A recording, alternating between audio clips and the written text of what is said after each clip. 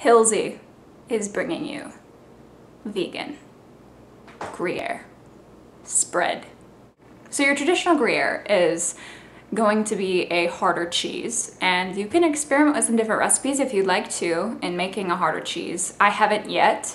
I really like how this turns out. I like that I can bring it to a party and, you know, maybe bake some beer bread to go alongside it, or make some crackers, or even just buy some crackers. This recipe is super simple. Once you have your Jouvelac made, and once you have everything kind of laid out, you can just throw it in your food processor or blender. It's super fast, it's tasty, and everybody's gonna love it, and nobody's gonna know that it's made from a base of cashews. So let's get started. Clune, say hi. Say hi. Say hello. Say hi. He's really camera shy. He doesn't want to say hi. You are going to need miso paste. I'm using white and red, xanthan gum, nutritional yeast, some sea salt, coconut oil, 1/4 cup, 2 cups raw soaked cashews, Jouvelac. You're going to need 1/4 to 1/2 cup. I'm going to use the full 1/2 cup, a Vitamix or food processor or blender, and a container to put your cheese in. Okay, so we are going to start putting our ingredients into our Vitamix. So I'm actually going to start with my more wet ingredients, just so they're at the base of the Vitamix. And therefore, it's going to be easier to use my temper to kind of mix everything together, because you want it to be really smooth. This is a 1/2 cup of Jouvelac, 1/4 cup to 1/2 cup. The longer you soak your cashews, the less of this you're going to need. I soaked my cashews. These have been soaking for 24 hours. So I am actually going to use the full 1/2 cup. That's what I used in the last recipe I made, and it worked out really well. So I'm going to pour in my 1/2 cup of my Jouvelac. I'm going to put my 2 tablespoons of miso. I have white miso here, and I also have the red miso. Why? Just because I feel like it. Experiment, have fun. This is 1/4 cup of coconut oil. Put that in there. Next, I'm going to add my 2 cups raw soaked cashews. Right into the Vitamix. Perfection. And then this in here, in this bowl, I have 2 tablespoons of nutritional yeast.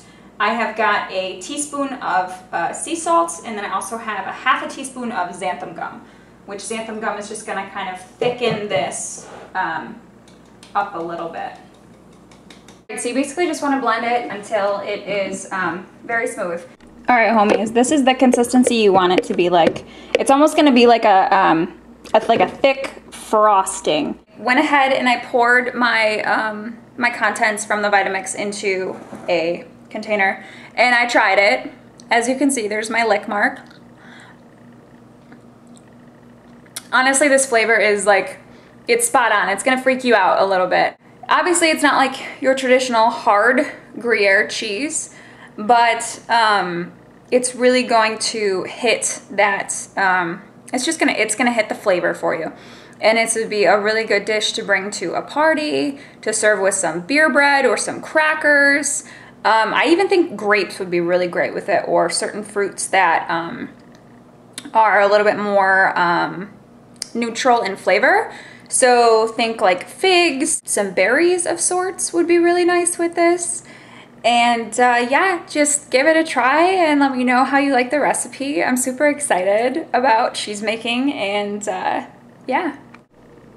And here is the finished spread in a container, and it is ready to eat now, or if you leave it sit for 24 hours or 48 hours, it's going to darken a little bit in color, and the flavors are going to come out a lot more. So just keep that in mind.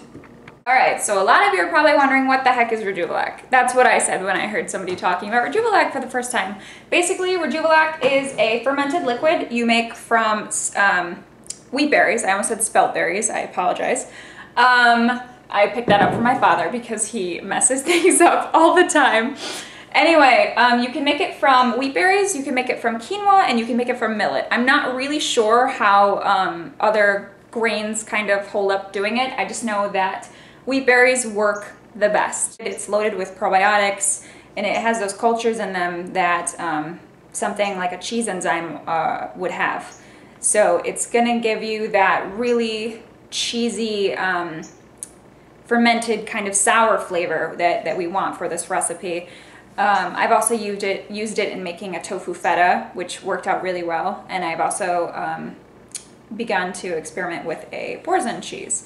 So we'll kind of see how that recipe evolves over time. But yeah, you basically are going to need some Rejuvilac for any cheese you're going to make, if you're making vegan cheese.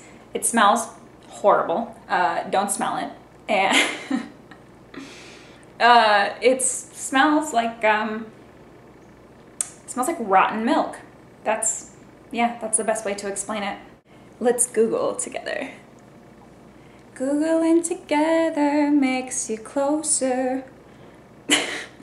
Okay, how to make Rejuvilac. Here we are. Ta-da-da-da!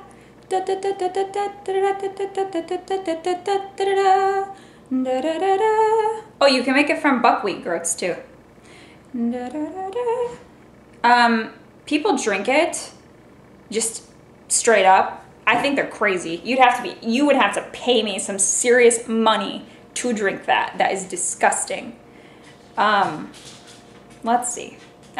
Here we are. 2 cups wheat berries. And you're going to sprout the wheat berries, which is what I did. That's the first step. So you're just going to want to put them in a jar, like a ball jar, and then you just kind of want to tilt it at like a 45-degree angle. And then you rinse them. So you do this for a day. So wheat berries sprout really fast. So you're going to do this for like a day, day and a half, maybe 2 days, depending. And then you want to make the Rejuvilac. So you just pour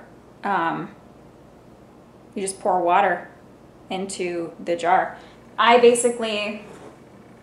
almost filled this jar with water. If that says anything to you, this is a gallon-sized jar.